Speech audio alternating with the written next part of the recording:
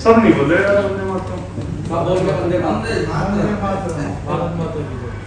देखो आशिका जी बैठे हमारे सीनियर जर्नलिस्ट दूरदर्शन के महानिदेशक हमारे देश का ऑनर है। इस देश में इस समय जो कुछ चल रहा है सारा मीडिया का खेल चल रहा है।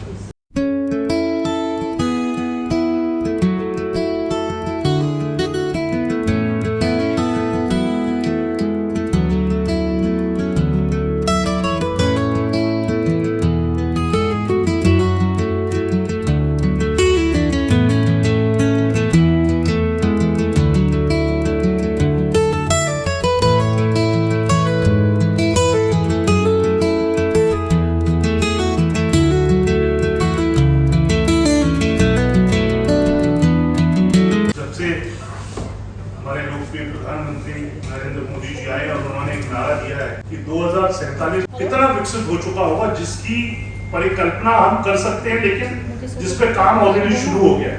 अभी आपने देखा 5 राज्यों के चुनाव में जिस तरह माननीय नरेंद्र मोदी जी के नेतृत्व में किस तरह एक पार्टी ने इतना जबरदस्त प्रचंड बहुमत प्राप्त किया एक ऐसे राज्य में जो राज्य पिछले कई वर्षों से पहले 20 साल सत्ता लेफ्ट की रही, 15 साल सत्ता ममता बनर्जी की रही, किस तरह भाजपा वहां आई और जो देश में कार्य हो रहे हैं क्या कुछ अच्छे कार्य हो रहे हैं। आप स्वयं भाजपा के वरिष्ठ हैं, शिक्षा के क्षेत्र में सर बहुत अभूतपूर्व जब से एनईपी आई है एक हमारे बच्चे को जो सड़क पर भी बच्चा है, जो झुग्गी में बच्चा है, उसको भी शिक्षा का अधिकार मिला है, शिक्षित हो रहे हैं। लेकिन अभी हमें और कार्य करने की जरूरत है। कुछ परसेंट बच्चे ऐसे हैं जिनको सर हमें प्रेरणा देनी। मैं भी कभी कभी जब गाड़ी में कोई बच्चा मेरे को मिलता है कुछ मांगते हुए तो मैं कहता हूँ बेटा पढ़ते क्यों नहीं हो? कहते हैं अंकल हम पढ़ना तो चाहते हैं, घर वाले नहीं पढ़ाते। कई बच्चे बोलते डायरेक्ट बोलते जो 7-8 साल के बच्चे हैं। तो जो एनईपी आई सर उससे काफी अधिकार मिला और काफी बच्चों ने पढ़ाई की तरफ ध्यान दिया जो रास्ते पे इधर उधर घूमते थे। तो एक अच्छा कार्य भारतीय जनता पार्टी ने किया और आप शिक्षा प्रकोष्ठ से ही हमारे वेद प्रकाश टंडन जी, मैं टंडन जी आपसे अनुरोध करूंगा कि अपना आशीर्वाद इन पत्रकारों को दें। आशीर्वाद में इसलिए बोल रहा हूं कि आप कुछ लोगों से वरिष्ठ हैं, हमारे साथी हो सकते हैं, लेकिन कुछ ऐसे प्रेरणादायक आपकी बात हो सकती है जो हमें अपनी लेखनी में और हमें अपनी बातों में उन बातों को रखा जाए और एक पॉजिटिव वे में देश के सामने हम बात रखें, क्योंकि नेगेटिविटी भी चलती है, पॉजिटिव भी चलता है। पॉजिटिव कम दिखाया जाता है, नेगेटिविटी ज्यादा दिखाई जाती है। तो चूंकि आप पार्टी से भी आते हैं, शिक्षा प्रकोष्ठ के अध्यक्ष भी हैं,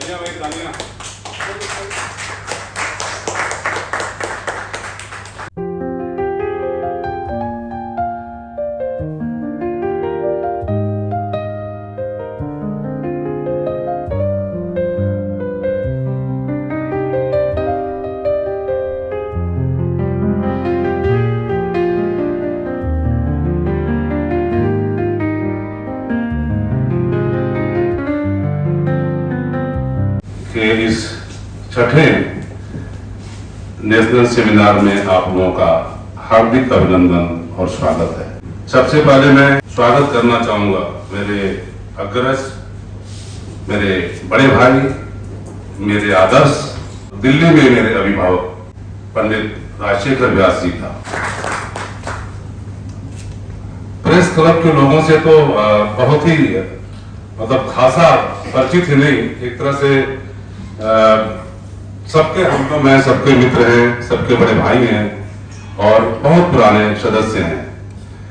दिल्ली में पत्रकारिता की इनकी जो लंबी यात्रा थी, दूरदर्शन के महानिदेशक जैसे पद पर जाकर के ठहरी और अभी भी इनकी यात्रा लगातार जारी है। किताबों की रचनाएं कर रहे हैं, तमाम फिल्मों में काम कर रहे हैं, फिल्मों के लेखन कर रहे हैं। मुंबई, उज्जैन, इंदौर, दिल्ली एक हुआ है। अभी जब मैंने आपसे गुजारिश की थी इस कार्यक्रम में आकर शोभा बढ़ाने की, तो ये कहना उचित तो नहीं है, लेकिन 19,000 का टिकट लेकर के आजकल कितना महंगा है हवाई सफर, कि अचानक अगर आपको टिकट लेना पड़े तो मैं भैया आपका दिल की गहराई से आभार व्यक्त करता हूँ। आपके बारे में बहुत सारी चीजें हैं।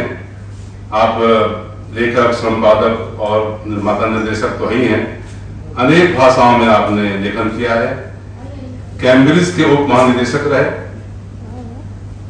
दूरदर्शन महानिदेशालय में कई पदों के साथ डीजी के पद तक पहुंचे। इंडियन ब्रॉडकास्टिंग सर्विस में आपका चयन 1992 में। केंद्र निदेशक दूरदर्शन दिल्ली से आरंभ कर कमलेश्वर के बाद राजशेखर जी ऐसे दूसरे साहित्यकार हैं जिन्होंने इतनी लंबी अपनी यात्रा की और 69 से अधिक किताबें आपकी प्रकाशित हो चुकी हैं। 4000 से ज्यादा लेख देश विदेश के सभी अखबारों में प्रकाशित हैं। 200 से ज्यादा वृत्त चित्र, कार्यक्रम, रूपक, फीचर, रिपोर्टाज टेलीविजन पर प्रसारित हो चुके हैं।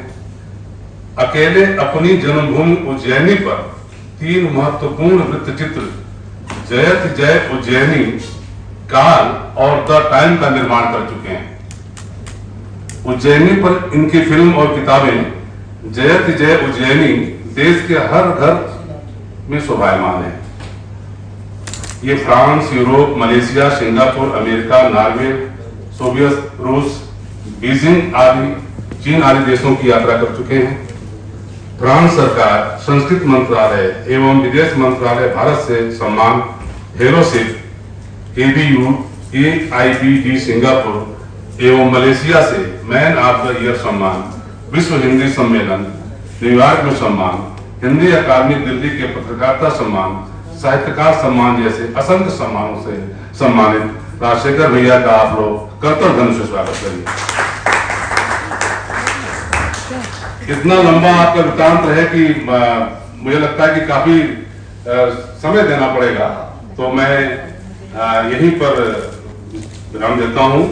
और मेरे दूसरे जो गेस्ट ऑफ ऑनर हैं डॉक्टर वेद प्रकाश टंडन जी, कितने सारे इनके स्कूल जो बच्चों को शिक्षा दे रहे हैं और बहुत ही कम शुल्क में आपने कितने गरीब छात्रों का एडमिशन अपने स्कूल में किया है। और मौजूदा समय में भारतीय जनता पार्टी के एजुकेशन प्रकोष्ठ के अध्यक्ष हैं दिल्ली में और विश्व रामलीला मंथन समिति के अध्यक्ष हैं। एक चीज और आपके बारे में बता दूं कि आपके स्कूल के जो बच्चे हैं रामलीला में इतने पारंगत हैं कि पूरी दुनिया में उनका मंथन होता है। पूरी दुनिया में, जापान, फ्रांस, रशिया, यूएस, और 12 महीने कहीं ना कहीं जब भी मैं फोन करता हूं कि टंडन जी कहाँ हैं, तो बोले अभी मैं सो रहा हूं, मैं यूएस में हूं। बट टाइम का जो चक्कर है पता नहीं चलता। तो अयोध्या में हर साल आपके बच्चों द्वारा रामलीलाएं की जाती हैं। ऐसे महान हस्ती का मैं स्वागत कर अपने आप को गौरवान्वित महसूस कर रहा हूं। हमारे बीच में एक और शख्सियत जो मेरे बड़े भाई हैं, मेरे अभिभावक हैं, आपका हमेशा मुझे प्यार और सम्मान मिलता है, डॉक्टर विजय कुमार खैरा जी। खैरा जी का नाम आप लोगों ने टेलीविजन के अनेक बहस मुबाहिसों में देखा सुना होगा। आप भारतीय जनता पार्टी के प्रवक्ता हैं और बड़े लीडर हैं।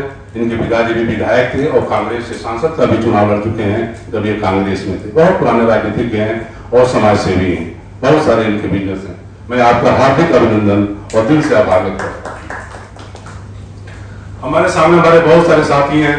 संगीता जी हैं, बोकारो से आई हैं, जो हमारा संगठन झारखंड में बहुत ऊंचाई पर ले जा रही हैं। मनीषा शर्मा जी गुवाहाटी से आई हैं, ये बहुत बड़ी लेखक हैं और हमारा BSPS का असम का काम देखती हैं। हमारे मीना जी आए हुए हैं जो राजस्थान के अध्यक्ष हैं BSPS के। ऐसे बहुत सारे शख्सियत, अनिल गांधी हैं, YP यादव जी, बहुत सारे, सुमेश कुमार चतुर्वेदी जी, मुकेश कौशिक हमारे साथ मौजूद हैं, हमारे मित्र, हमारे कई किताबों के ऐसा लेखक और देश के जाने माने डिफेंस और एक्सटर्नल अफेयर मिनिस्ट्री के विशेषज्ञ, मैं उनका स्वागत करता हूँ। सुनील जी हैं, बहुत सारे लोग हैं, बहुत सारे लोगों का नाम छूट जाएगा। मुझे लगता है कि जब भावनाओं का ज्वार प्रबल होता है तो शब्द कमजोर पड़ जाते हैं। तो इस समय मैं उस ज्वार में हूं जहां सब अपना, शायद हो सकता है कि अर्थ भी खो दे। तो मैं नीरज जैन का मैं स्वागत करता हूँ। बहुत सारे मित्र हमारे भाई आए हुए हैं हमारे ननिहाल से, नाम मैं मिस कर रहा हूँ, अजय सिंह बघेल आए हुए हैं। देखिए हमारे मेरे भाई हैं, नाम मिस कर रहा हूँ। तो ऐसे लोगों का मैं बहुत सारे लोग हैं। फिर मैं अभी क्या कहते हैं, हमारे दिल्ली प्रदेश के जो अध्यक्ष हैं नासिर भाई, इस पूरी मतलब महफिल की शान है। आज की जो महफिल जुटी है यहाँ पे, वो आपकी बदौलत जुटी है। सतेंद्र हमारा छोटा भाई, श्रीलता, ये लोग तो स्तंभ है। श्रीलता हमारे बीएसपीएस की महिला विंग की अध्यक्ष है, और कोई काम दे दो तो एकदम मतलब युद्ध स्तर पर करने को मतलब कुछ कहना नहीं पड़ता है। और हो सकता है कि आपको भी लगातार इस तरीके से वो करे कि नहीं, इसको काम को खत्म ही करना है, आप काम खत्म करके ही मानेंगे आप लोग। तो ऐसे प्रेरक लोग हमारे पास हैं जिनकी बदौलत ये संगठन चल रहा है। संगठन अकेले से नहीं चलता है, समूह से चलता है, क्योंकि समूह में ही शक्ति होती है। अगर कोई ये सोच ले कि मैं ही सब कुछ हूं, अहम ब्रह्मास्मि इस टाइप का, तो ऐसे नहीं चल सकता। आपको सबको साथ लेकर चलना होता है। ऐसे दौर में जब लोग व्यक्तिवादी होते जा रहे हैं, परिवार टूट रहे हैं, भाई भाई अलग होते जा रहे हैं, उस दौर में एक संगठन को चलाना, उसको एक रखना, उसको विस्तार देना आप लोगों के प्यार, आप लोगों के सहयोग से ही संभव है। और अभी योगिता जी आई हुई हैं, बहुत पुरानी जर्नलिस्ट हैं जो एंकर रही हैं। जितनी बार ये कार्यक्रम होता है उतनी बार संगठन के बारे में बताते हैं लोग, लेकिन मैं एक बार फिर इसकी पुनरावृत्ति करूंगा। ये 4 साल पहले हम लोगों ने कोविड के ठीक पहले इसका गठन किया था, और 1 साल कोविड में सेवा करने का अवसर मिला। हमारी तमिलनाडु यूनिट ने बहुत अच्छा काम किया, वहाँ की सरकार से लड़ करके जो लोग सैलरी नहीं मिल रही थी, जो कोविड में जिनकी छटनी हो चुकी थी, उनको गवर्नमेंट से, वहाँ की सरकार से दबाव डालकर 5,000 रुपये महीने की मदद का ऐलान करवाया वहाँ की सरकार ने दिया, स्टालिन सरकार ने। तो ये बड़ा काम था उन पत्रकारों के लिए जिनकी नौकरी जा चुकी थी और उनको मदद मिली। तो 5,000 रुपये महीने का जो मदद है कम नहीं था उस दौर में, जब लॉकडाउन था और लोग खाने को मोहताज थे। हमारी छत्तीसगढ़ यूनिट ने बहुत अच्छा काम किया है। हम लोगों ने एक कानून के लिए दबाव बनाया, अभी भी हम लोग सरकारों पर दबाव बना रहे हैं। ये पत्रकार पहला ऐसा प्रदेश है छत्तीसगढ़ जहां पर वो लागू हो चुका है। अब ये क्या है, आईपीसी की जो धारा है उससे अलग कुछ भी नहीं है। हमारे महेंद्र शर्मा जी भी आए हुए हैं, उनका मैं स्वागत करता हूं, हमारे कोषाध्यक्ष हैं। पत्रकार सुरक्षा कानून के तहत एक कमेटी का निर्माण करने का प्रावधान छत्तीसगढ़ गवर्नमेंट ने किया है, जो उन्होंने विधानसभा में पास किया उस कानून को। उसमें यह है कि अगर किसी खबर पर या किसी पत्रकार के खिलाफ कोई एफआईआर कोई व्यक्ति करता है, या कोई संस्था या कोई गवर्नमेंट कोई बॉडी करती है, तो सीधे उसका एफआईआर दर्ज नहीं होगा। 3 लोगों की कमेटी बनेगी, उसमें एक आईपीएस होगा, एक आईएएस होगा और 2 पत्रकार होंगे। 4 लोगों की कमेटी बनेगी। लोग इस बात का निरीक्षण करेंगे, उसको जांचेंगे कि क्या कहीं से प्रेरित तो नहीं है, दुष्प्रेरित तो नहीं है। सुनोजा जी आपका स्वागत है, आइए। तो ये बड़ी चीज है।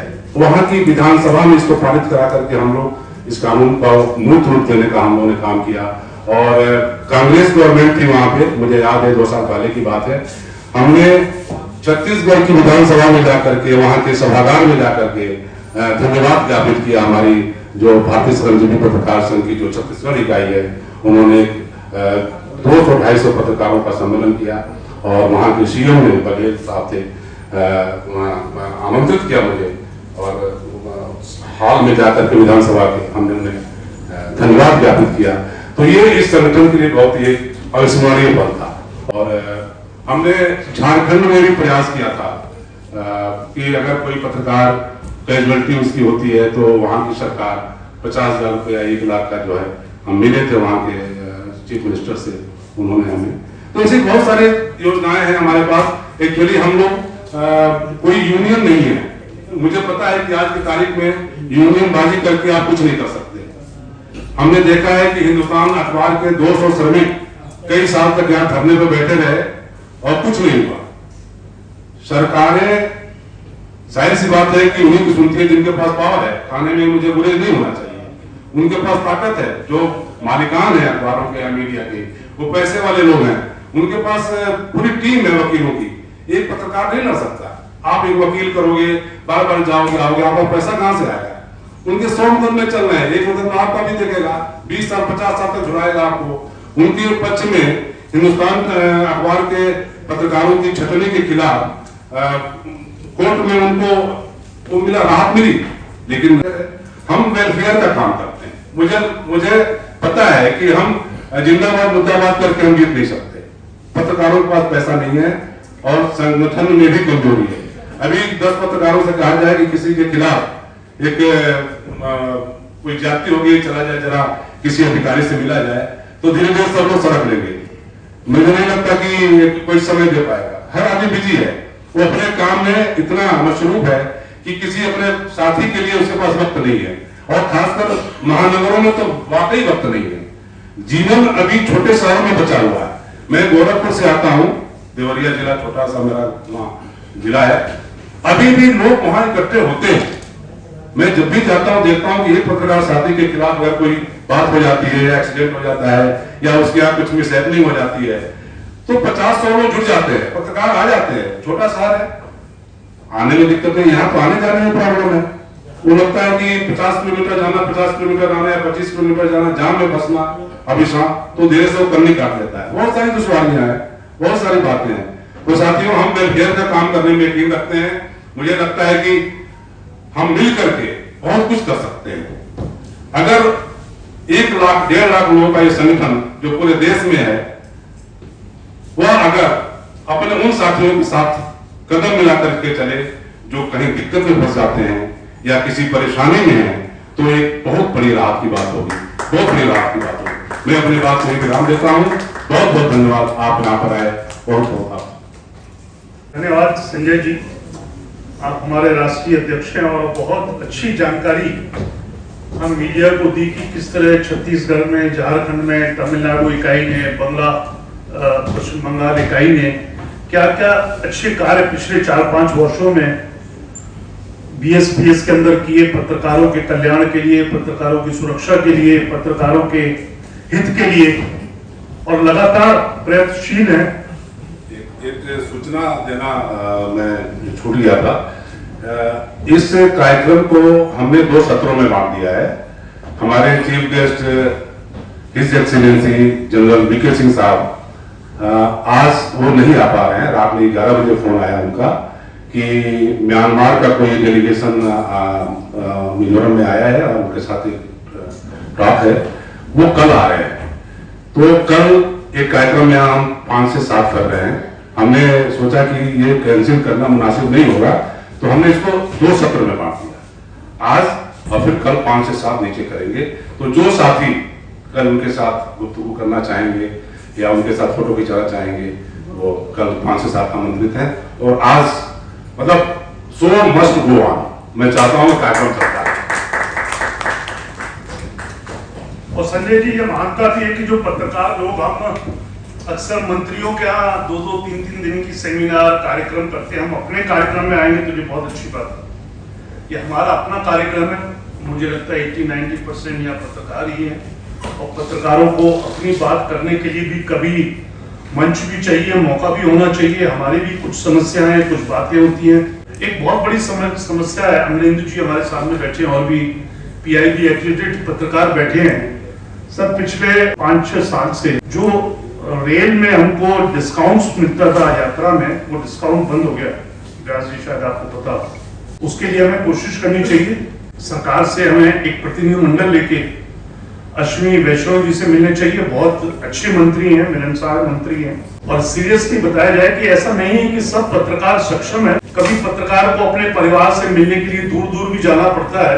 तो पहले अच्छा डिस्काउंट मिलता था 50%, जो पिछले 5-6 साल से कोरोना के बाद बंद कर दिया गया। सरकार कहती है कि नुकसान होता है। नुकसान कितना होता है? कितने पत्रकार रोज यात्रा करते होंगे? मुश्किल से 5, 6, 8, 10, कोई फर्क नहीं पड़ता। कई सीनियर हमारे पत्रकार हैं। और संजय जी, एक बड़े काफी प्रदेशों में जो सीनियर पत्रकार हैं या रिटायर हो गए या बुजुर्ग पत्रकार हैं, उनको पेंशन देने की व्यवस्था है। सीनियर जर्नलिस्ट जो रिटायर होके, और कई प्रदेशों में पेंशन मिल भी रही है। हमारे बगल में ही हरियाणा में बहुत अच्छी पेंशन शायद अमरेंद्र जी 15,000 करीब शायद हर महीने मिलता है, और एक प्रदेश में तो शायद 20-25 हजार है, शायद तमिलनाडु या तमिलनाडु में 20,000 रुपया।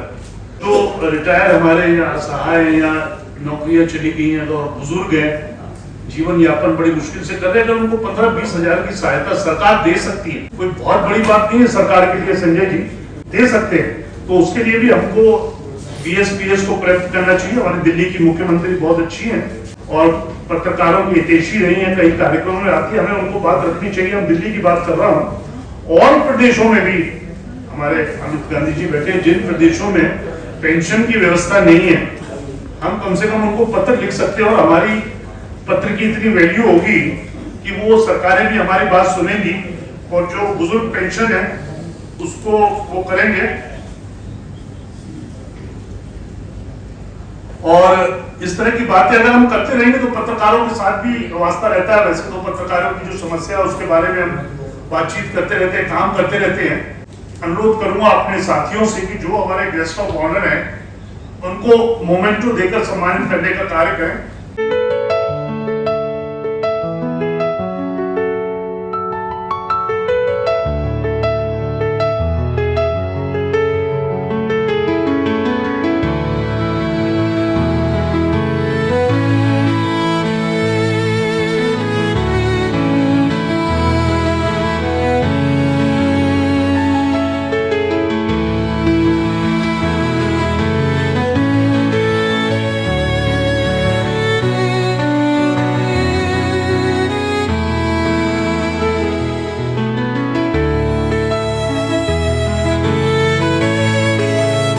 राजशेखर जी का नाम सिर्फ अखबारों में सुनते रहे थे, आज दर्शन संजय जी ने करा दिए, शुक्रिया। और सबसे बड़ी बात यह है कि श्रमजीवी पत्रकार संगठन को जिस ढंग से एक टीम भावना से चल रही है, जिसमें संजय सिंह अकेले नाम नहीं है, उसमें जितेंद्र पांडे भी उतने ही सहयोगी हैं, उसमें नासिर भाई भी उतने ही सहयोगी हैं, और अलग अलग संस्थाओं, अलग अलग राज्यों तक फैले हुए ये संगठन है। बहुत दिनों बाद एक संगठन देखने को मिला पत्रकारों का जो वन मैन शो नहीं है, ये बहुत बड़ी बात है, क्योंकि जितने भी संगठन मैंने देखे वो एक आदमी था और उसने उसको पॉकेट में रखा और आगे बढ़ गए। संजय सिंह ने ऐसा नहीं होने दिया है और इनके संगठन ने इनको ऐसा नहीं होने दिया है। ये जब पैदा हो रहा था संगठन तब से, और मैं अब तक देख रहा हूं, बेल एक साल के अंदर फैलती है, फूलती है, फल देती है और मर जाती है। पेड़ 5-6 साल तक फल नहीं देता, लेकिन उसके बाद 1 साल बाद उसको पानी की जरूरत नहीं पड़ती, 4-5 साल बाद उस पर जब फल आने लगते हैं तो इतने आते हैं कि कुछ नहीं करना पड़ता। ये बड़ा पेड़ बनते हुए मुझे दिख रहा है BSPS, इसमें सभी का बहुत बड़ा योगदान है। संजय ने कहा था कि मैं पश्चिम एशिया युद्ध वगैरह पर बात करूं, मैंने कहा मैं तो जब खड़ा होता हूं तो आपकी तारीफ के अलावा कुछ कर नहीं पाता हूं। लेकिन ये बहुत दिलचस्प दौर है जिसमें हम लोग युद्ध को सेलिब्रेट कर रहे हैं मीडिया वाले। एक जब हमने दोनों ने डिफेंस जर्नलिज्म शुरू किया था तो हम हर सेना प्रमुख से पूछा करते थे कि भारत आगे की युद्ध की लड़ाइयों के लिए कैसे तैयार होगा, तो वो कहते थे कि युद्ध तो हो गया ही नहीं है, और हमको बहुत अगर हुआ करेगा तो बहुत छोटा सघन ऐसा युद्ध होगा कि जो 14-12 घंटे में निपट जाया करेगा। लेकिन 2 दशक बाद 2024, 25, 23 से जब देख रहे हैं तो युद्ध एक न्यू नॉर्मल हो गया। लड़ाई को जिस ढंग से हमारे चैनलों ने, हमारे मीडिया ने पेश करना शुरू किया वो अलग ही हो गया। नरेंद्र मोदी जी ने बोला कि ये युद्ध का समय नहीं है, तो लगा कि यूरोप वाले लोग उसको अपना लेंगे कि हाँ युद्ध का समय नहीं है, लेकिन किसी ने नहीं कहा कि युद्ध का समय नहीं है। और पत्रकार तो जैसे ही कोई युद्ध विराम होता है तो उसके अगली लाइन ये आती है कि ये तो होगा नहीं, ये युद्ध विराम फेल हो जाएगा, एज इफ कि अगर युद्ध विराम हो जाएगा तो गड़बड़ा जाएगा खेल, उनकी सारी दुकान चौपट हो जाएगी। ऐसे खतरनाक समय में हम लोग जी रहे हैं और मीडिया की कोई भूमिका उसमें अगर है तो उसको आग को भड़काने में है, उसको बुझाने में, उसको शांत करने में किसी की कोई दिलचस्पी नहीं है, क्योंकि शांत होने में मीडिया नहीं है और उसकी वक्त नहीं है। मीडिया की भूमिका पर और सत्ता की भूमिका पर एक कविता सुनाने के बाद, केवल इतनी रिश्तेदारी है, सारी दुविधा प्रतिशत पर है, सच कितना बोला जाए, और गूंगे सिखा रहे हैं हमको मुंह कितना खोला जाए। कि हक के लिए लड़ो मर जाओ, जग को बतलाने वाले, आत्ममुग्ध बोले स्वराज का परचम लहराने वाले, और हमको बच्चा समझ रहे हैं, खुद को बहलाने वाले, शॉल ओढ़ कर घी पीते हैं, त्यागी कहलाने वाले। इतने हल्के हैं कहते हैं, इतने हल्के हैं कहते हैं, हमें नहीं तोला जाए, और गूंगे सिखा रहे हैं हमको मुंह कितना खोला जाए। इस सिंहासन के आगे नत सिर शीश झुका जाने वाले, सिंहासन के आगे नत सिर जुड़े हाथ जाने वाले, गिरवी जिह्वा से शासक की कुंठा सहलाने वाले, गिरवी जिह्वा से शासक की कुंठा सहलाने वाले, पद्म विभूषित हुए जा रहे कोरस में गाने वाले, पद्म विभूषित हुए जा रहे कोरस में गाने वाले, और राजद्रोह में बंद पड़े हैं भैरव गुंजाने वाले। कि करो प्रार्थना, करो प्रार्थना, राजमहल तक वाणी का शोला जाए, और गूंगे सिखा रहे हैं हमको मुंह कितना खोला जाए। Thank you very much. मुझे लगता है मीडिया में के लिए यहाँ पर जो आयोजन किया जा रहा है बहुत ही अच्छा है। मुझे लगता है जब हम मीडिया की बात करते हैं, अभी वैसा बोल रहे थे कि मीडिया का स्तर कितना गिर चुका है, तो हमने भी अपना कैरियर जो है मीडिया से ही प्रारंभ किया था 1998 में आज तक से, और दूरदर्शन में एग्जिट पोल का रिसर्चर रिपोर्टर के रूप में काम करता था। लेकिन धीरे धीरे फिर प्रिंट मीडिया गया, और उसके बाद बैंक चला गया, कॉर्पोरेट कम्युनिकेशन, उसके बाद एकेडमिक्स में आ गया, विदेशों में भी पढ़ाया मीडिया के विषय को। लेकिन मुझे लगता है कि जब हम मीडिया की बात करते हैं तो 1990 तक कहीं मीडिया को एक मिशन के रूप में ले जाता था। जब विष्णु पराडकर होते थे, प्रभाष जोशी होते थे, ये सब लोग धर्मवीर भारती होते थे, लेकिन अरुण शौरी होते थे। लेकिन धीरे धीरे मीडिया का कहीं ना कहीं थोड़ा सा, जब से 1991 LPG आया, liberalisation, privatisation and globalisation, media में कहीं ना कहीं मार्केट की एंट्री होती है। पहले 27% हुई, अब धीरे धीरे तो जितने आ जाओ इन्वेस्टमेंट के नाम पे। तो जब मार्केट की एंट्री होती है तो मिशन खत्म हो जाता है और मीडिया मनी में कन्वर्ट हो जाता है। तो आप देखिए कि 1990 तक आपको किसी भी समाचार पत्र में, क्योंकि टेलीविजन इलेक्ट्रॉनिक मीडिया था नहीं, तो संपादक प्रमुख होता था, मालिक बहुत इंटरफेरेंस नहीं करता था। मुझे याद है मैंने कहीं पढ़ा था कि जब 75 में आपातकाल आया था तो कुछ समाचार पत्र थे जिसमें स्वदेश, आज, इंडियन एक्सप्रेस, इनका कहीं ना कहीं लाइट काट दी गई थी, और ये कई बार विवश होकर के उनको क्या है, काला समाचार पत्र निकालना पड़ा। तब उस समय के जो इंडियन एक्सप्रेस के मालिक थे गोयनका साहब, जिनके नाम पे बहुत पुरस्कार चलता है, रामनाथ गोयनका जी के नाम पे, वो बोलते थे राजस्थान से मैं लोटा लेकर आया हूं, लोटा लेकर चला जाऊंगा, लेकिन पत्रकारिता की गरिमा को गिरने नहीं दूंगा, और यदि देश की ये हालत रही तो हम ये लिखे हुए समाचार के पत्र की जगह काला का पत्र हम अपने पाठकों तक भेजेंगे, लेकिन पत्रकारिता जीवित रहना चाहिए। मुझे लगता है लोकतंत्र का जो चौथा स्तंभ है वो कहीं ना कहीं एक तरह से कमजोर हुआ है। 3-4 चीजें बहुत इंपॉर्टेंट हो गई। जो पहले मीडिया मिशन के रूप में काम करता था, अकबर इलाहाबादी कहते थे जब तो मुकाबिल हो तो अखबार निकालो, लेकिन धीरे धीरे चीजें बदल गई। अभी मीडिया पूरी तरह मनी में कन्वर्ट हो गया है। और देखिए कि जब हम लोकतंत्र का चौथा स्तंभ कहते हैं तो जनता की आवाज कितनी होती है, क्या बिकता है। हम लोग मीडिया पढ़ाते हैं तो कई बार बोलते हैं 5C बिकता है। क्या बिकता है? क्राइम बिकता है, करप्शन बिकता है, कारपोरेट बिकता है, सिनेमा बिकता है, क्रिकेट बिकता है। इसके अलावा पब्लिक कहां है? वहां पे कितने लोग मर रहे हैं, कितने लोग जी रहे हैं। लोकतंत्र के जो रियल बरखुरदार है, जो जनता है, जो दबी कुचली, जिनके विषय को उठाना चाहिए, किसानों के विषय को उठाना चाहिए, मिडिल क्लास के विषय को उठाना चाहिए, किस तरह से इन्फ्लेशन बढ़ रही, महंगाई बढ़ रही है, उसको उठाना चाहिए। कितने लोग हम उठा पा रहे हैं?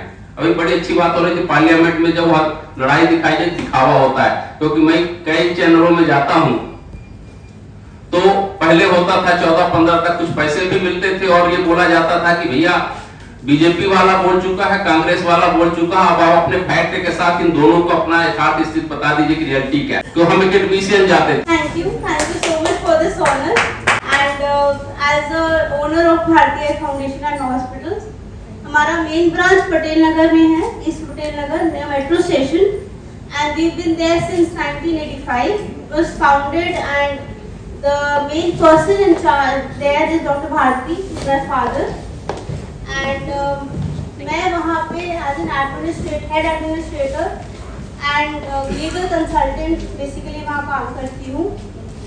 काम मैंने इसलिए बोला because एक अपना सेंटर चलाना भी एक काम होता है, तो इसलिए जैसे आपको बताया we also have a dental clinic there, Bharti Dental Care के नाम से। We have all the state-of-the-art equipment there, CBCT है, lasers है, intraoral scanners है for your tooth, basically tooth health and your oral health.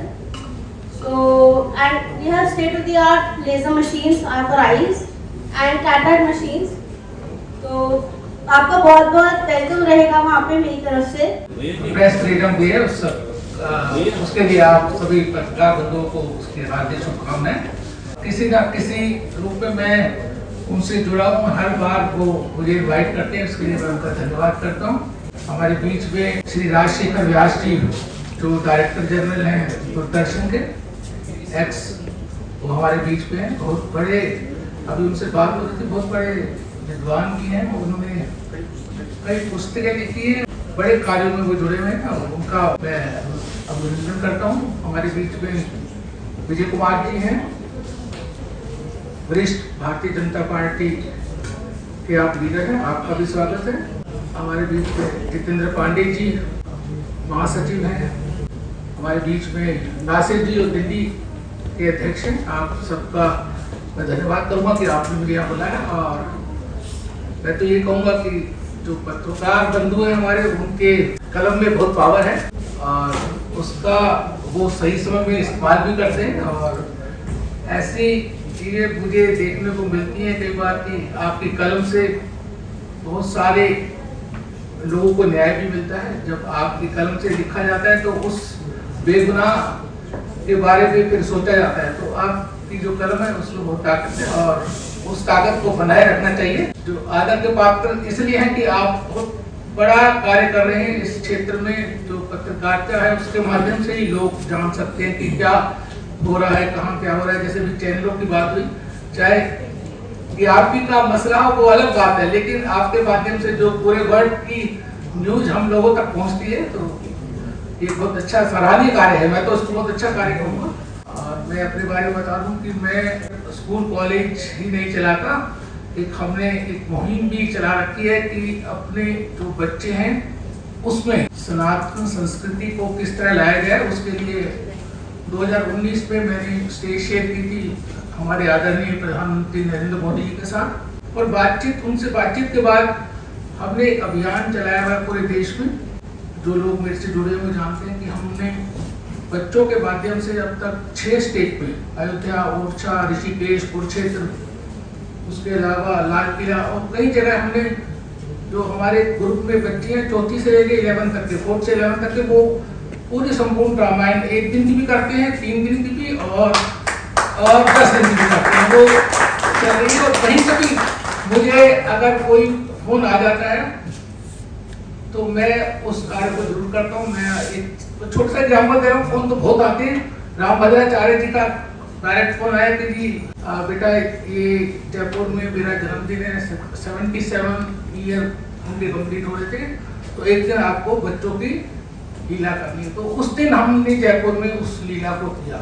ऐसे तो बहुत सारे इंसिडेंट है सर जो हम स्कूलों में कार्य कर रहे हैं। सिर्फ यही नहीं कि हमें सिर्फ धन अर्जित करने के लिए करना चाहिए, हमें बच्चों को वैल्यू देनी चाहिए, अपने धर्म के बारे में बताना चाहिए। जो विडोज के बच्चे हैं फ्री एजुकेशन देते हैं, जो नीडी बच्चे हैं उनका कंसेशन करते हैं, और बहुत सारे पत्रकार बंधुओं के बच्चे मेरे यहाँ पढ़ते हैं और उनसे पूछेगा कि वो अगर कहते हैं तो उनको भी उसी हिसाब से कंसेशन मिलता है। धन्यवाद सर, आप इतना अच्छा कार्य कर रहे हैं कि छोटे बच्चों में हमारे संस्कार पैदा हुए और रामायण आदि के माध्यम से हम संपर्क में रहेंगे। पत्रकारिता की जो क्रेडिबिलिटी थी उस पे समस्या सबको पता है, बट समस्या में ही समाधान भी ढूंढना होता है। मेरा एक छोटा सा सजेशन था, एक टाइम था जब पत्रकार किसी को बोलते थे तो ऑटोमेटिकली ये जाता था कि उसकी एक इमेज बनती थी, क्रेडिबिलिटी रहती थी, बट विद द टाइम अब वो क्रेडिबिलिटी नहीं है। आप पत्रकारिता का टैग बहुत इजीली ले सकते हैं, और ये प्रॉब्लम सिर्फ पत्रकारिता में नहीं आई है। एक वक्त था जो मेडिकल एंट्रेंस था, पूरे एमपी छत्तीसगढ़, मैं एमपी से आता हूँ, पूरे एमपी छत्तीसगढ़ में सिर्फ 5 मेडिकल कॉलेज थे, 512 सीट थी, 50% रिजर्वेशन था, लोग 3-3, 4-4, 5 साल तैयारी करते थे। सेम इंजीनियरिंग में भी था। तो एक ऑटोमेटिकली होता है, अगर कोई क्वालिफाई कर गया है तो उसका एक लेवल है। बट अब अकेले भोपाल में ही 8-12 मेडिकल कॉलेज हैं और करीब 50 इंजीनियरिंग कॉलेज हैं। तो जो टैग हो गया है उसकी क्रेडिबिलिटी है वो डाइल्यूट कर दी गई है। मैं इसलिए बोल रहा हूँ कि जैसे हमारे पास में एक छतरपुर शहर है, उसमें शायद एशिया में सबसे ज्यादा रिपोर्टर्स हैं। तो अगर मैं आपको बताता हूँ एक कल्चर क्या था कि एक संत बनने की पूरी प्रोसेस होती है, उसको भी कई परीक्षाओं से गुजरना पड़ता है, उसके बाद उसको संत का टैग दिया जाता था। तो आप कोई ऐसा ऑर्गेनाइजेशन बनाइए जो सर्टिफाई करे कि ये पत्रकार है, क्योंकि जब वो सर्टिफिकेशन आएगा, जैसे ये भी ट्विटर में भी आपका सही अकाउंट है नहीं है, आपको अपने पत्रकारिता की समाज की क्रेडिबिलिटी देनी पड़ेगी, और जब वो क्रेडिबिलिटी बनेगी तो वो एक रास्ता निकलेगा उसके रिस्पेक्ट का और उसके वैल्यूएशन का आगे का। तो समस्या सबको पता है, लेकिन समाधान आपको अपने सिस्टम से ही निकालना पड़ेगा, और आपने जो शायद एक संगठन बनाया है ये उस दिशा में उसको ऑर्गेनाइज करने में काफी आगे काम कर सकता है। और जैसे कि मैडम ने एक आपको वो दिया है आपकी सेवा करने का, मैं पुलिस वालों से भी पैसे नहीं लेता हूँ, क्योंकि लोग पुलिस वालों को गालियां देते हैं, लेकिन आपको पता है कि उनका काम कितना मुश्किल होता है। मैं कभी किसी से फीस नहीं मांगता हूँ, अगर कोई आपको मुझे बता देगा पत्रकार है तो मेरी तरफ से मेरी फीस उसको माफ है। ठीक, धन्यवाद। हमारे अभिभावक यहाँ पे त्रयंबक शर्मा जी हैं और राकेश कुमार मीना जी हमारे राजस्थान के अध्यक्ष हैं। श्याम जी बाबा आए हुए हैं जो चंद्रशेखर जी के अनन्य मित्र और सहयोगी थे उनकी पार्टी के, वो आए हुए हैं, गोरखपुर के रहने वाले हैं। रहमतुल्ला जी हैं दूरदर्शन के, और संगीता शर्मा जी, मलय हमारा भांजा है, और किशन दुबे जी हैं हमारे संगठन के, और अश्विनी कुमार आए हैं लखनऊ से। पत्रकार चौथा स्तंभ अपनी जगह कायम है, चर्चा उनकी होती है जिन्होंने इसको विकृत किया है। विकृत करने वाले की चर्चा करने से समस्या का समाधान नहीं होता है। हमारे बीच में जो लोग बढ़िया काम कर रहे हैं, जो निष्ठा के साथ पत्रकारिता को आगे बढ़ा रहे हैं, उनका गुणगान हो, उनकी चर्चा हो, उनको रेखांकित करें, उससे हमारा कुछ हल होगा। आप लोग बहुत वरिष्ठ गार्जियन है, हम लोग मथुरा से आते हैं और बड़ा सानिध्य रखते हैं हम लोग। एक दिन उन्होंने एक पोस्ट डाली थी फेसबुक पर कि मुस्कुराइए आप लखनऊ में हैं। मैंने उसका रिएक्शन दिया कि मुस्कुराइए आप लखनऊ में नहीं, संजय जी आप लखनऊ में नहीं लाखों में हैं। क्या बात है, मुस्कुराइए कि आप लाखों में हैं। और रही बात ये कि एक संगठन को चलाना और एक पत्रकारिता के साथ ये थोड़ा सा मतभेद तो नहीं कहूँगा, लेकिन थोड़ा सा डिफर है। मैं जब सहारा में था और ये हमारे साथ थे तो अक्सर बातें होती थी, लेकिन उस समय की स्थिति कुछ और थी। आज मैं देख करके मैं कह सकता हूँ कि वक्त था जब एक बहकी महक को बेताब थे और देखिए किस्मत की फूलों के शहर में बस गए। वाह वाह वाह। तो ये एक बागीचे को जो आपने एक आत्मा प्रदान की है, वो मैं तो नहीं कुछ कह पाऊंगा। वक्त था जब एक बहकी महक को बेताब थे, देखिए किस्मत की फूलों के शहर में बस गए। ये मैंने, ये पता है आज आपके लिए मैंने कहा है, लेकिन ये मैंने 1997 में सहारा के लिए कहा था। लेकिन जब हम लोग 2016 में निकाले गए वहां से, मैं निकाला गया क्योंकि मैंने निकाला गया, मैं तो इस्तीफा दिया था 2018 में मैंने रिजाइन किया था। उस समय मैंने कहा कि सूरज की अब किसी को जरूरत नहीं, सूरज की अब किसी को जरूरत नहीं, जुगनुओं को अंधेरों में पाला गया। फ्यूज बल्बों के अद्भुत समारोह में रोशनी को शहर से निकाला गया। जो हरे पेड़ थे वे तिरस्कृत हुए, ठूंठ सारे यहाँ पे पुरस्कृत हुए। दंडवत लेकर जो चरण छू गया, नाम उसका हवा में उछाला गया। ये बदलती है, लेकिन आपको मैं बता दूं कि मैं आपके सहयोग से और आप जनता जनार्दन के आशीर्वाद से, मैं एक छोटी सी लाइब्रेरी है समयान सांस्कृतिक कल्चर सेंटर भी है और संस्कृत केंद्र भी है, और ये जस्टिस एस.एन. ढींगरा साहब जो हाईकोर्ट के रिटायर्ड जज हैं, उनका एक परिकल्पना थी कि लोग अपने सनातन संस्कृति से जुड़े, और उनके साथ मैं कार्य कर रहा हूँ। और आपने मुझे इस सम्मान के साथ इस मंच पर बुलाया, मैं पहली बार जिस दिन बोला हूँ, और कहीं कोई गलती हुई तो उसके लिए धन्यवाद। सहयोगी निशा जी आई है, मैं उनका स्वागत करता हूँ।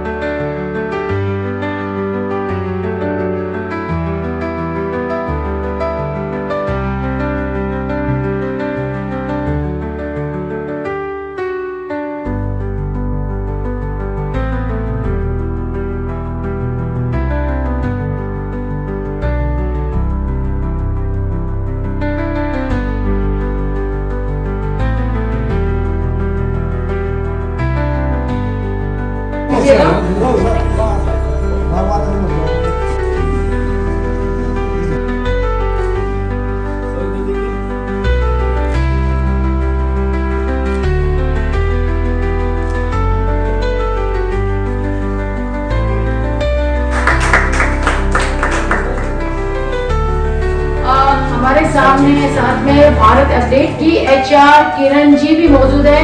किरण जी, आपका स्वागत है हमारे इस कार्यक्रम में। अब मैं नाम लूंगी, वैसे दामिनी जी जाइएगा मत, लेकिन दामिनी पाठक जी भारत अपडेट की ओर से आगे पीछे हो गया, कोई बात नहीं, टाइम देती हूँ। दामिनी पाठक, सॉरी आगे पीछे हो गया। दामिनी पाठक का देखिए प्लीज। दामिनी पाठक जी जो कि आई हैं भारत अपडेट से, नाम मिल गया सर्टिफिकेट। तो दामिनी जी स्वागत है आपका। बाकी हमारे कुछ एंकर सभी ऑन द वे हैं, ट्रैफिक में फंसे हुए हैं, ABP न्यूज़ से भी आ रहे हैं, इंडिया टीवी से भी आ रहे हैं।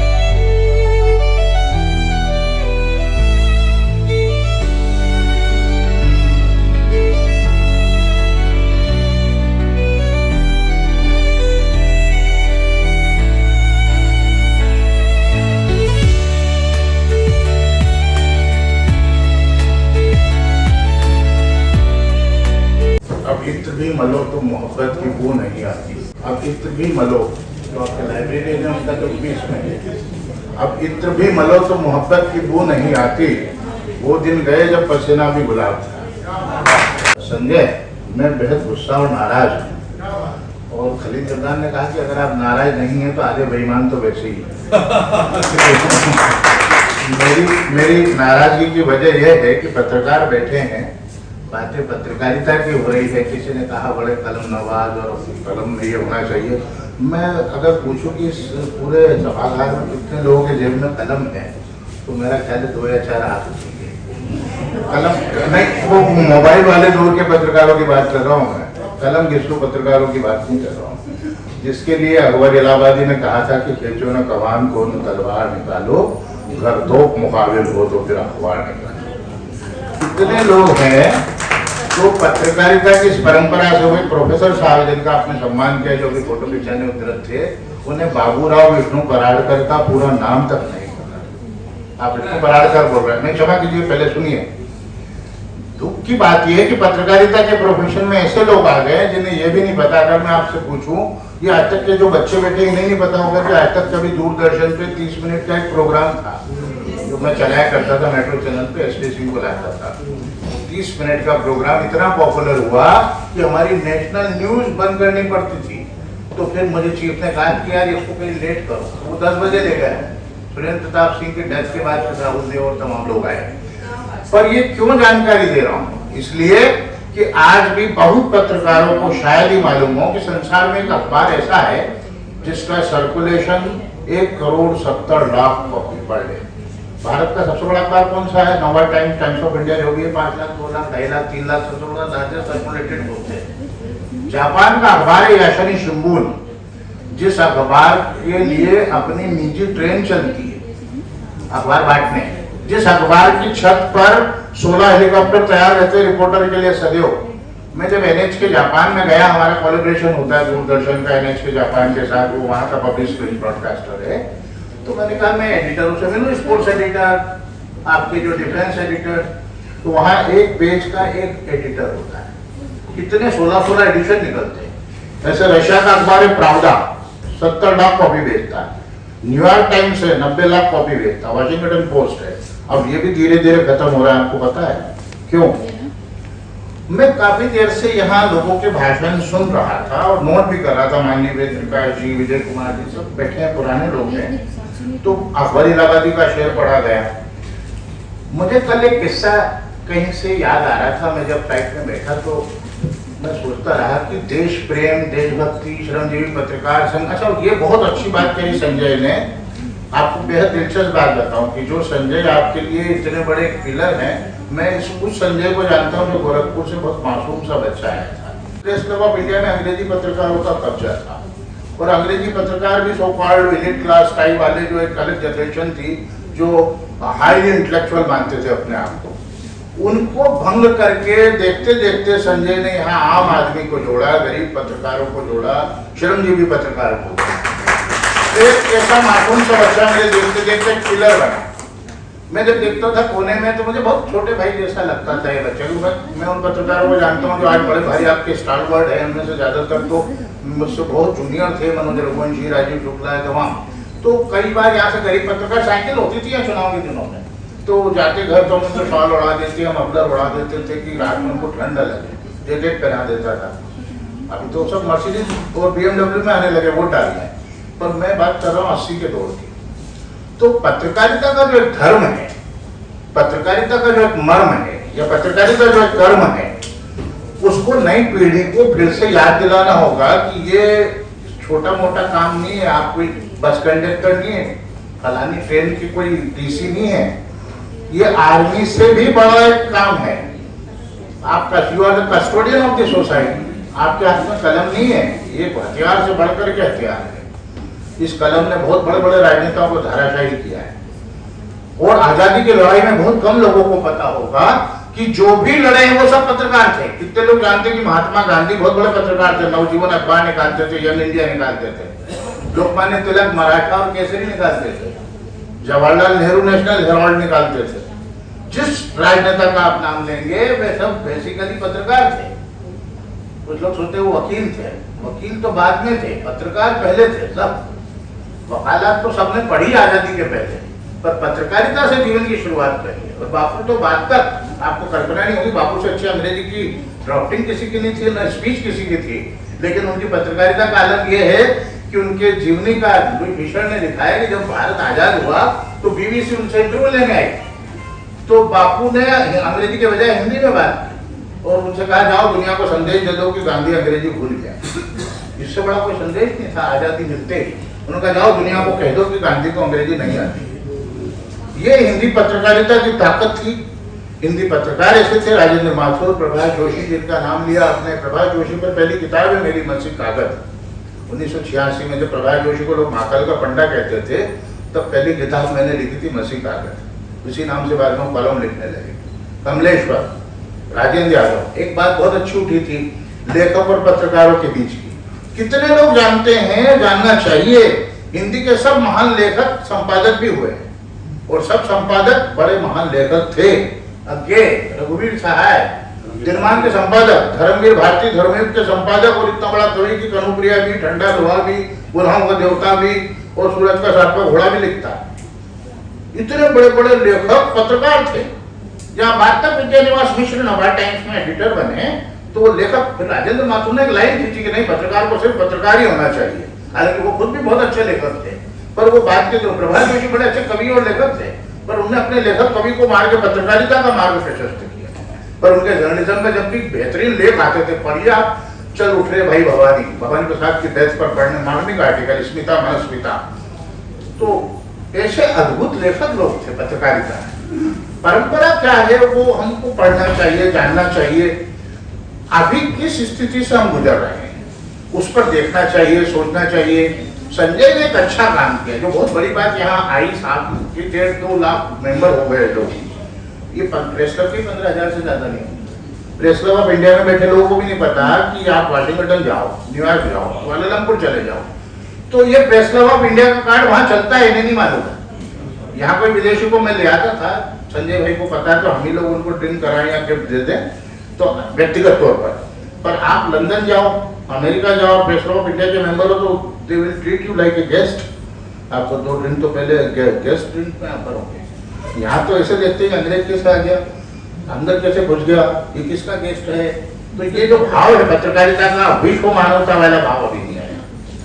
मैंने बहुत पहले बचपन में जो ये कहानियां सुनी थी कि जापान में किसी ने पूछा कि तुम सबसे ज्यादा किससे प्यार करते हो, उसने कहा मैं बुद्ध को प्यार करता हूँ। छोटे से बच्चे से पूछा तुम सबसे ज्यादा किससे प्यार करते हो, उसने कहा मैं बुद्ध को प्यार करता हूँ। मान लीजिए कोई बुद्ध को गाली दे तो तुम क्या करोगे, तो उस बच्चे ने कहा मैं उसकी गर्दन काट दूंगा। मैं कल कह रहा था स्टेलिन, जब वर्ल्ड वॉर चल रहा था तो स्टेलिन को खबर आई कि तुम्हारा बेटा, उनका बेटा था याकोवा, तुम्हारा बेटा अरेस्ट हो गया जर्मनी में, अगर तुम हमारे फील्ड मार्शल को छोड़ दोगे तो हम तुम्हारे बेटे को छोड़ देंगे। तो सबको लगा कि स्टेलिन जैसा आयरन मैन भी अपने बेटे की खातिर उनके जनरल को रिहा कर देगा, लेकिन स्टेलिन ने साफ साफ कहा कि मैं जवान के बदले में फील्ड मार्शल नहीं छोड़ सकता। ये नहीं कहा कि मेरे बेटे के बदले में, एक जवान के बदले में। उन्होंने अपने बेटे को कुर्बान कर दिया और उस फील्ड मार्शल को अरेस्ट रखा वर्ल्ड वॉर में। बाद में आयरन मैन 1 घंटे कमरे में बैठ के रोया। देश क्या होता है, प्रेम क्या होता है, देश प्रेम क्या होता है, ये पत्रकारिता का मूल लक्ष्य है, समझना, सीखना।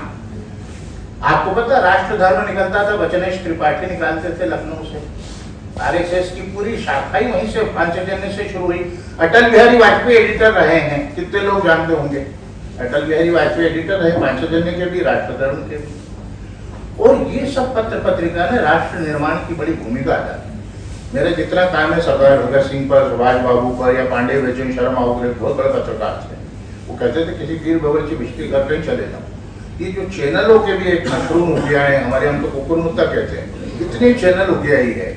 अब एक दूसरे को देखने का समय नहीं, युद्ध है, युद्धोन्माद भड़का रहे। किसी ने बहुत अच्छी बात कही थी कि अब ये चाहते युद्ध हो, टीआरपी के लिए युद्धोन्माद हो रहा है।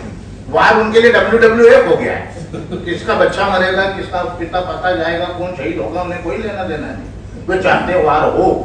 मैंने एक वार के डिफेंस के सबसे बड़े एक्सपर्ट से पूछा संजय कि वार होता क्या है बताओ भाषा में, तो उसने कहा कि सर जब कोई हमारी टेरिटरी में घुसिया या हम उसकी टेरिटरी में, तो वहां से फिर बात वहां से शुरू होगी। तो मैंने कहा अच्छा ये बताओ, ये करगिल वार क्या था? हम तो अपनी भूमि पे बम बरसा रहे थे, आप कौन की भूमि पे जाके लड़ रहे थे? पर वार भड़काना था, वार लड़ना था। बाद में अटल जी ने मुझसे कहा कि ये बहुत बड़ी गलती थी, हम अपनी भूमि पे तो बम बरसा रहे थे। करगिल वार क्या है जिसको हम बहुत बड़ा वार कहते हैं? वार एकमात्र कोई हुआ 65 का लाल बहादुर जी वाला, 71 का इंदिरा जी वाला, वो जो आपको थोपा है। पर अब वार जर्नलिज्म भी एक डिफेंस का कोर्स किया संजय ने, मुझे मालूम है। वार जर्नलिज्म एक कोर्स होता था, डिफेंस जर्नलिज्म करना एक कोर्स होता था। जब कारगिल हुआ उससे पहले दूरदर्शन से मुझे अकेले को पूछा कि भाई वो तब सेना के लोग लेके जाते थे, इसलिए हाँ लेके जाते थे कि भाई ये जो बाद में बरखा दल गई तो आपने क्या धमाका करवा दिया था, आपको सबको पता होगी। तो पत्रकारिता का जो धर्म है उसको निर्वाह करना, फिर उसको श्रमजीवी कहना। ये लोग तो बुद्धिजीवी होने का अहंकार पाले रखते हैं, वास्तव में ये बड़ा भारी परिश्रम का काम है। ये जो इन्होंने कहा श्रमजीवी मान लेना और फिर उन श्रमजीवी के हित के लिए लड़ना, बहुत बड़ी लड़ाई इन्होंने अभी जीती है कि पत्रकार पे कोई संकट आए, वो गिरफ्तार हो तो उससे पहले या उस पर कोई बात हो तो पूरा संगठन खड़ा होगा। और छत्तीसगढ़ में ऐसी बात जीते हैं। पत्रकारिता के लिए जब तक ये सब एकत्रित न होंगे, संगठित न होंगे, ये पत्रकारिता का, श्रमजीवी संघ का वो आशय तब तक क्लियर नहीं होगा जब तक कि आप उस युद्ध में सब साथ नहीं है, एक दूसरे के दुख सुख में, पीड़ा में। मुझे याद है बहुत सारे पत्रकारों की शव यात्रा मैंने 45-50 सालों में दिल्ली में देखी है, जब 5 लोग खड़े नहीं हुए। रमेश गोड़ जैसा आदमी जो दिल्ली क्राइम का चीफ था, जिसका बेटा आलोक गोड़ यहाँ बैठा रहता है, दिल्ली क्राइम ब्यूरो का चीफ, जब मोबाइल भी नहीं होते थे, आप सरकारी चलती हुई पुलिस की जीप रुकवा दो, बोले रमेश गोड़ तो आदमी घर छोड़ के आएगा पुलिस वाले का। टेरर था उस आदमी का, क्राइम जर्नलिज्म। आज नाम ही नहीं जानती है, राजीव शुक्ला और ये पंकज शर्मा तो पैदा नहीं हुए थे। रमेश गोड़ दिल्ली का डॉन कहलाता था क्राइम जर्नलिज्म का। तो पत्रकारिता की ऐसी एक पीढ़ी थी, राजेंद्र ठाकुर, प्रभात जोशी, पुराने तमाम बड़े नाम, कमलेश्वर गंगा निकालते थे यहाँ पैकेट के दफ्तर से। अब वो प्रिंट गया, इलेक्ट्रॉनिक में भी आपके पास प्रणय राय, विनोद दुआ थे, आपके अपने चुनाव में देखा होगा, प्रणय राय अपना मोबाइल लेके खुद घूम रहे हैं। हमारे दूरदर्शन से शुरुआत कैरियर किया, 250 रुपए के प्रोग्राम करते थे, नहीं दूरदर्शन से उनका ग्रुप और उनका घराना छोटे छोटे प्रोग्राम दिए विनोद दुआ को। आज नहीं पड़ी। कभी कभी ये भी ध्यान रखा करिए, जो रखना चाहिए, सबसे बड़ा अहंकार पत्रकारों को होता है। आप जब तक पर्दे पे हो तब तक हो, 4 आदमी आपको देख रहे हैं तो पहचान भी रहे। 4 दिन आप बीमार हो जाइए, विनोद दुआ से लेकर दीपक चौरसिया को कोई नहीं पहचानता। ये कबीर का क्षण भंगुर जीवन है, पानी तेरा बुदबुदा आसमान उसकी जान। केवल 2 क्षण का जीवन है। आप जब तक स्क्रीन पे प्रेजेंस है आपको लोग पहचानते हैं, जिस दिन आप नहीं हो आपको पहचानेगा भी नहीं कोई। रमन नंदा हमारा इलेक्शन एनालिसिस करता था, वो वकालत करता है, बैठा है नीचे, लोगों को नहीं पता कि आदमी कौन है। परसों हमारे बजट एनालिसिस करता था, हमारे सलमा सुल्तान या अविनाश कौर सरीन या शमी नारंग हमारे स्टार होते थे, मेट्रो की आज आवाज है, पर उनको लोग नाम से काम से जानते थे। आज के पत्रकार तो टेलीप्रॉम्प्टर जर्नलिज्म है ना पूरा, सब तो पढ़ रहे हैं आप। मेरे यहाँ ऐसे पत्रकार, ऐसे न्यूज रीडर थे, एक न्यूज रीडर की याद दिला रहा हूँ, बहुत बच्चे होंगे तो आपने देखा होगा, सी रामचंद्रन, उनका बेटा था रामू दामोदरन, आदित्य दामोदरन का बेटा। वो एक बार अंग्रेजी न्यूज को ऐसे नीचे देखता और उसका काम हो जाता था, फिर वो एक्सटेम कोड पढ़ता, तब टेलीप्रॉम्प्टर में नहीं थे। मैंने बहुत सारी बातें नोट की थी कि मैं ये कहूंगा वो कहूंगा, पर मैं गुस्से में था, क्योंकि जितने लोग बात कर रहे हैं मुद्दे की, सबसे बड़ी बात वो काम गई बच्ची जिसको मुझे डांटना था कि एंकरिंग करती हो तो एंकरिंग में हमारे सबसे ज्यादा ट्रेनिंग दी जाती है। जब आपको अवार्ड मिलना है, बच्चे का नाम को लेने, तीसरे का आगे चला दिया, चौथा 5वें का आगे चला दिया। आप कम से कम कंसंट्रेट रहिए, मुद्दे पे रहिए और टू दी पॉइंट चलिए।